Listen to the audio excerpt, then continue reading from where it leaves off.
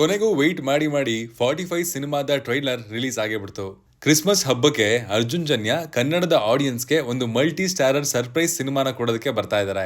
45 ಸಿನಿಮಾದ trailer all in one full meals thali ತರ ಪ್ರತಿಯೊಂದು ಕ್ಯಾಟಗರಿಯ ಆಡಿಯನ್ಸ್ಗೆ ಕೇಟರ್ ಮಾಡುವಂತಹ ಪೊಟೆನ್ಷಿಯಲ್ ಹೊಂದಿದೆ ಅನ್ನುವಂತಹ ಮಾತು ಮುಂಚೆಯಿಂದಾನು ಕೇಳಿ ಬರ್ತಾ ಇತ್ತು.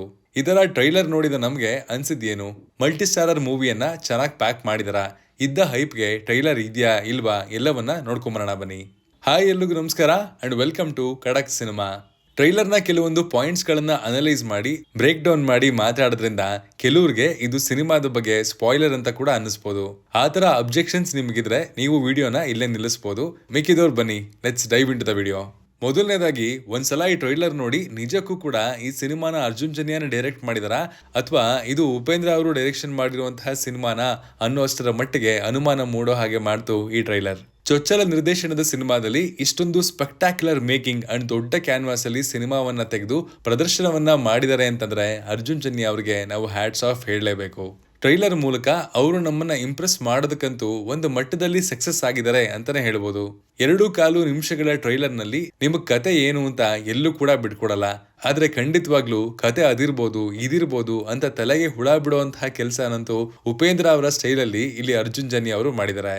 ಇಲ್ಲಿ ನೋಡ್ತಾ ಇದ್ರೆ ಶಿವಣ್ಣ ಏಂಜಲ್ ಸೈಡ್ ಅನ್ನ ರಿಫ್ಲೆಕ್ಟ್ ಮಾಡ್ತಾ ಇದ್ದಾರೆ ಅಂಡ್ ಉಪೇಂದ್ರ ಅವರು ಡೆವಿಲ್ ಸೈಡ್ ಅನ್ನ ಪ್ರೆಸೆಂಟ್ ಮಾಡ್ತಾ ಇದ್ದಾರೆ ಅನ್ನುವಂತಹ ರೀತಿಯಲ್ಲಿ ಅವರ ಪಾತ್ರ ಕಾಣಿಸ್ಕೊಳ್ಳುತ್ತೆ. ಇವರಿಬ್ಬರ ಎಕ್ಸ್ಪೆರಿಮೆಂಟಲ್ ಮಾನವನೇ ರಾಜ್ ಬಿ ಶೆಟ್ಟಿ ಅವರ ಪಾತ್ರ ಇರ್ಬೋದಾ ಅನ್ನುವಂತಹ ಡೌಟ್ ಕೂಡ ಇಲ್ಲಿ ಮೂಡ್ತು. ಆದ್ರೆ ಇದಕ್ಕೆ ಪ್ಯಾರಡಲ್ ಆಗಿ ಇನ್ನೊಂದು ಲೋಕದ ಯುದ್ಧದ ದೃಶ್ಯ ಕೂಡ ಇಲ್ಲಿ ನಮ್ಮ ಮನಸ್ಸಲ್ಲಿ ಸಾಕಷ್ಟು ಪ್ರಶ್ನೆಗಳನ್ನ ಹುಟ್ಟಾಕೋಕೆ ಕಾರಣ ಆಗುತ್ತೆ. ಮೇಕಿಂಗ್ ವಿಚಾರದಲ್ಲಿ, ಪ್ರೊಡಕ್ಷನ್ ವಿಚಾರದಲ್ಲಿ ನಿಜಕ್ಕೂ ಕೂಡ ಫುಲ್ ಆನ್ ಫುಲ್ ಮಾರ್ಕ್ಸ್ ಸಿಗುತ್ತೆ 45 ಸಿನಿಮಾ ತಂಡಕ್ಕೆ. ಬಿಕಾಸ್ ಮಲ್ಟಿ ಸ್ಟಾರರ್ ಸಿನಿಮಾನ ಈ ಒಂದು ಕ್ಯಾನ್ವಾಸ್ ಅಲ್ಲಿ ಮಾಡೋದಕ್ಕೆ ಒಂದು ಧೈರ್ಯ ಖಂಡಿತ ಬೇಕು. ಮೋಹನ್ ಪಂಡಿತ್ ಅವರ art work most of the places ಅಲ್ಲಿ ಚೆನ್ನಾಗಿ ಬಂದಿದೆ. ಒಂದೆರಡು ಕಡೆ ರಿಯಲ್ ವಸ್ತುಗಳೆಲ್ಲ ಇವು ಅನ್ನೋ ತರ ಅನ್ನಿಸ್ತವೆ.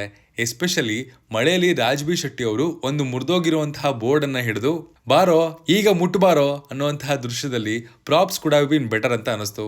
ಇನ್ನು 45 ಸಿನಿಮಾದ ಟೈಟಲ್ ಬಗ್ಗೆ ನೀವು ಯೋಚನೆ ಮಾಡಿರ್ತೀರಾ, ನಾನು ಕೂಡ ತುಂಬಾನೇ ಯೋಚನೆ ಮಾಡಿದ್ದೆ. ನನಗೆ ಸಿಕ್ಕಂತಹ ಉತ್ತರ ಇದು ಅಂಡ್ ಕತೆಗೂ ಕೂಡ ಅದೆಲ್ಲೋ ಒಂದ್ ಕಡೆ ಲಿಂಕ್ ಆಗ್ತಿದೆ ಅಂತ ಅನಿಸ್ತು. ಅದನ್ನ ಶೇರ್ ಮಾಡ್ತೀನಿ. ಇದು ಮನುಷ್ಯನ ಜೀವನ ಶಾರೀರಿಕವಾಗಿ ನಶಿಸಿ ಹೋದ ನಂತರ ನಮ್ಮ ಪೂರ್ವಜರನ್ನ ಕೂಡ್ಕೊಳ್ಳೋ ಮುಂಚೆ ಭೂಮಿ ಮೇಲೆನೆ ಆತ್ಮಗಳು 45 ದಿನಗಳ ಕಾಲ ಸಂಚರಿಸ್ತವೆ ಅನ್ನೋದು ನಮ್ಮ ಹಿಂದೂ ಗ್ರಂಥಗಳಲ್ಲಿ ತ್ರೈಪಾಕ್ಷಿಕ ಸೆರೆಮನಿ ಅಂತ ಉಲ್ಲೇಖ ಕೂಡ ಮಾಡಲಾಗಿದೆ. ಇದರ ಬಗ್ಗೆ ನಿಮ್ಮಲ್ಲೂ ಕೂಡ ತುಂಬಾ ಜನ ಗೊತ್ತಿರುತ್ತೆ.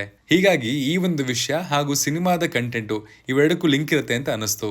ಇದ್ರ ಬಗ್ಗೆ ಎಲ್ಲ ನಾನು ಚಿಕ್ಕ ವಯಸ್ಸಲ್ಲಿ ಕೇಳಿದ್ದೆ. ಈಗ ಸಿನಿಮಾ ನೋಡ್ಬೇಕಾದ್ರೆ ಅದನ್ನೇ ಮಾಡರ್ನೈಸ್ಡ್ ಆಗಿ ಅರ್ಜುನ್ ಅವರು ರೆಪ್ರೆಸೆಂಟ್ ಮಾಡಿದ್ದಾರೆ ಅಂತ ಅನಿಸ್ತು. ಈ ಕಥೆಯನ್ನ ಆರಿಸ್ಕೊಂಡಿರೋದಕ್ಕೆ ಅವ್ರಿಗೆ ನನ್ನ ಕಡೆಯಿಂದ ಒಂದು ಪರ್ಸನಲಿ ಅಪ್ಲಾಸ್. ಇನ್ನು ಸಿನಿಮಾದಲ್ಲಿ ನೀವು ಕರೆಕ್ಟ್ ಆಗಿ ನೋಡಿದ್ರೆ ಮೇನ್ ಕ್ಯಾರೆಕ್ಟರ್ಗಳಲ್ಲಿ ರಾಜ್ ಬಿ ಶೆಟ್ಟಿ ಅವರನ್ನ ಹೊರತುಪಡಿಸಿ ಬೇರೆ 2 ಮೇನ್ ಕ್ಯಾರೆಕ್ಟರ್ಗಳು ಕೂಡ ಹ್ಯೂಮನ್ ಅಲ್ಲ ಅನ್ನೋದು ಬಹುತೇಕ ಕನ್ಫರ್ಮ್ ಆಗಿ ಕಾಣುತ್ತೆ. ಹೀಗಾಗಿ ಒಂದು ಪಾಯಿಂಟ್ ಆಫ್ ವ್ಯೂ ನಲ್ಲಿ ನೋಡೋದಾದ್ರೆ ರಾಜ್ ಬಿ ಶೆಟ್ಟಿ ಅವರ ಮರಣದ ನಂತರದ ಸೀಕ್ವೆನ್ಸ್ ಗಳಲ್ಲಿ 2 ಪಾತ್ರಗಳು ತಮ್ಮ ಇನ್ಫ್ಲೂಯೆನ್ಸ್ ಅನ್ನ ಬೀರೋದಕ್ಕೆ ಪ್ರಯತ್ನ ಪಡ್ತಿರುವಂತಹ ಕಥೆಯನ್ನ ಕೂಡ ಈ ಸಿನಿಮಾ ಹೊಂದಿರಬಹುದು ಅನ್ನೋದು ಒಂದು ಲೆಕ್ಕಾಚಾರದಲ್ಲಿ ಕಂಡು ಬರುತ್ತೆ. ಇದೇನೇ ಇದ್ರೂ ನಮ್ಮ ಊಹೆ ಅಷ್ಟೇ. ಅದರಲ್ಲೂ ಸ್ಪೆಷಲ್ ಆಗಿ ಅಡ್ವಾನ್ಸ್ ಆಗಿರುವಂತಹ ಕೆಲವೊಂದು ವಾರ್ ಹೆಡ್ ಗಳನ್ನ ಇಟ್ಕೊಂಡು ಶೂಟ್ ಮಾಡುವಂತಹ ದೃಶ್ಯಗಳು ಪ್ಯಾರಲಲ್ ಯೂನಿವರ್ಸ್ ನ ಕಾನ್ಸೆಪ್ಟ್ ನ ಕೂಡ ಇಲ್ಲಿ ಟಚ್ ಮಾಡಬಹುದಾ ಅನ್ನೋ ಹಾಗೆ ಮಾಡುತ್ತೆ. ಹಾಗೇನಾದ್ರೂ ಮಾಡಿದ್ರೆ ಈ ಕಂಟೆಂಟ್ ನ ಡೆಪ್ತ್ಗೆ ನಿಜವಾಗ್ಲೂ ನಂದೊಂದು ಸೆಲ್ಯೂಟು. ಈ ವಾರ್ ಸೀನ್ ಗಳಲ್ಲಿ ಕೂಡ ನೀವು ನೋಡಬಹುದು, ಒಂದ್ ಕಡೆ ಮಾಡರ್ನ್ ವೆಪನ್ ಗಳಿದ್ರೆ ಇನ್ನೊಂದ್ ಕಡೆ ಪುರಾಣದಲ್ಲಿ ಉಲ್ಲೇಖಿಸಿರುವಂತಹ ಆಯುಧಗಳನ್ನ ಕೂಡ ನೀವು ನೋಡಬಹುದು. ಪ್ಯಾರಲಲ್ ಯೂನಿವರ್ಸ್ ನಲ್ಲಿ ಮಾಡರ್ನ್ ಹಾಗೂ ಮೈಥಾಲಜಿಯ ಕ್ಲಾಶ್ ನ ಕೂಡ ಇದು ರೆಪ್ಲಿಕೇಟ್ ಮಾಡುತ್ತೇನೋ ಅನ್ನುವಂತಹ ಥಾಟು ನಮ್ ತಲೆಯಲ್ಲಿ ರಪ್ ಅಂತ ಪಾಸ್ ಆಯ್ತು. ಇನ್ನು ಶಿವಣ್ಣ ಹಾಗೂ ಉಪೇಂದ್ರ ಅವ್ರನ್ನ ನೋಡಿದಾಗ ನಿಮ್ಗೆ ಕಾಣಿಸ್ಕೊಳ್ಳುವಂತಹ ಕೆಲವೊಂದು ಸಿಂಬಲ್ಗಳು ಅವ್ರನ್ನ ಬೇರೆ ಬೇರೆ ಕ್ಯಾರೆಕ್ಟರ್ಗಳಿಗೆ ಹೋಲಿಕೆ ಕೂಡ ಮಾಡಿಸುತ್ತೆ. ಉದಾಹರಣೆಗೆ ಪೌರಾಣಿಕ ಆಯುಧ ಹಾಗೂ ಹಣೆ ಮೇಲೆ ವಿಭೂತಿ ಶಿವಣ್ಣನನ್ನ ಶಿವನಿಗೆ ಹೋಲಿಸುತ್ತೆ.